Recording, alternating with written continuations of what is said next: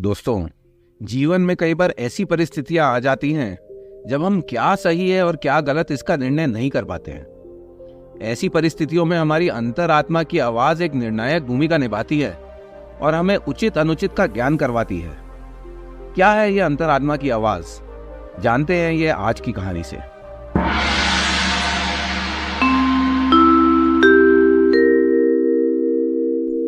एक बार की बात है कि एक राजा अपने राज्य की मशहूर नर्तकी को अपने राज्य महल में नृत्य करने के लिए निमंत्रण भेजता है।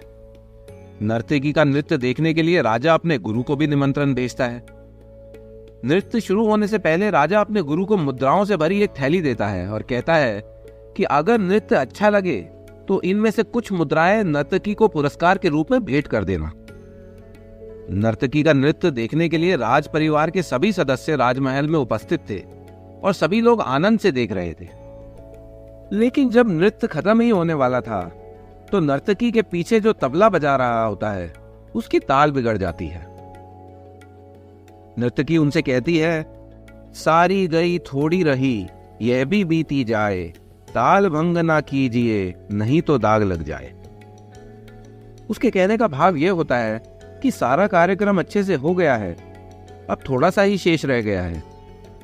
अब अगर आप लोगों की ताल बिगड़ी तो मेरा नृत्य भी खराब होगा और मेरी नृत्य कला पर दाग लग जाएगा। लेकिन नर्तकी के ऐसा कहते ही राजा के गुरु के पास जितनी भी स्वर्ण मुद्राएं होती है उसे नर्तकी को भेंट कर देता है। राजकुमारी अपना नौलखा का हार निकालकर नर्तकी को दे देती है, पर राजकुमार अपना सबसे महंगा मोतियों का हार दे देता है। राजा का सर चकरा जाता है कि ऐसा क्या इसने कह दिया कि हर कोई अपनी कीमती वस्तुएं इसे उपहार में दे रहा है। राजा कार्यक्रम वहीं खत्म करने का आदेश देता है और पहले अपने गुरुजी से पूछता है कि आपने इतनी सारी स्वर्ण मुद्राएं नर्तकी को भेंट में क्यों दी। गुरुजी कहते हैं कि मेरी सारी उम्र ईश्वर की भक्ति में निकली, लेकिन आज तुम्हारे बुलावे पर मैं यहां आ गया इस उम्र में नृत्य देखने के लिए। लेकिन जब उसने कहा कि सारी गई थोड़ी रही, यह भी बीती जाए, ध्यान भंग ना कीजिए, नहीं तो दाग लग जाए, तो मुझे ध्यान आया कि मैं ये क्या कर रहा हूं। मुझे अपनी भक्ति से ध्यान नहीं भटकाना चाहिए। इसने मेरा ध्यान भटकने से बचाया है, इसके लिए मैं इसका धन्यवाद करता हूं। इसने मेरी अंतरात्मा की आवाज को जगाया है, इसलिए मैंने इसे सारी सोने की मोहरें भेंट कर दी। राजा फिर राजकुमार से पूछता है तो राजकुमार कहता है कि इसने मुझे पितृ हत्या करने से बचाया है। मेरे मन में राज्य के लिए लोभ जाग गया था और मैंने सोचा था कि आज रात को मैं आपको मारकर खुद राजा बन जाऊंगा। लेकिन जब उसने कहा कि सारी गई थोड़ी रही, यह भी बीती जाए, तो मेरी अंतरात्मा ने मुझे दुत्कारा कि पिताजी अब बूढ़े हो चुके हैं, उनकी कितनी आयु बीत चुकी है और थोड़ी सी ही रह गई है।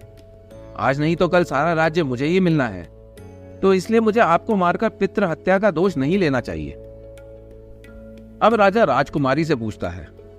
राजकुमारी कहती है कि मेरे विवाह की आयु हो गई है, लेकिन आप तो मेरे विवाह के बारे में सोच ही नहीं रहे थे, इसलिए मैं आज भागकर शादी करने वाली थी।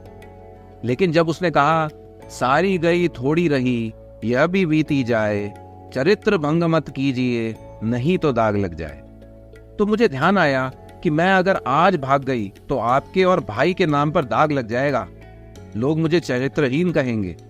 इसने मेरी अंतरात्मा को जगाया है, इसलिए मैंने अपना नौलखा हार इसे दे दिया। यह सब सुनने के बाद राजा की भी अंतरात्मा जागी और उसने घोषणा की कि आज मेरी बेटी का स्वयंवर है और बेटी को कहा कि वह अपने मन चाहे वर को चुन सकती है। फिर राजा ने दूसरी घोषणा की कि मैं आज से अपने बेटे को राजा घोषित करता हूं।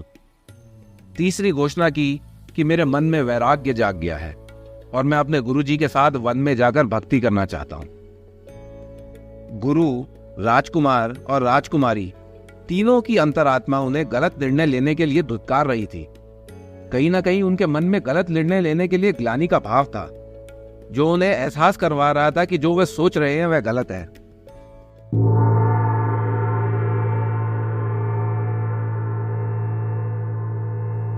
दोस्तों, कई बार हम जब कुछ गलत सोच रहे होते हैं तो हमारी अंतरात्मा की आवाज हमें गलत करने से रोकने के लिए धुतकारती जरूर है।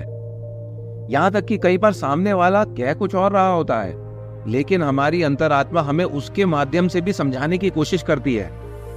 ध्यान दे कि क्या हम अपनी अंतरात्मा की पुकार को सुन रहे हैं या नहीं। आशा करते हैं कि आपको आज का वीडियो पसंद आया होगा। वीडियो को लाइक और चैनल को सब्सक्राइब करना ना भूलें। धन्यवाद।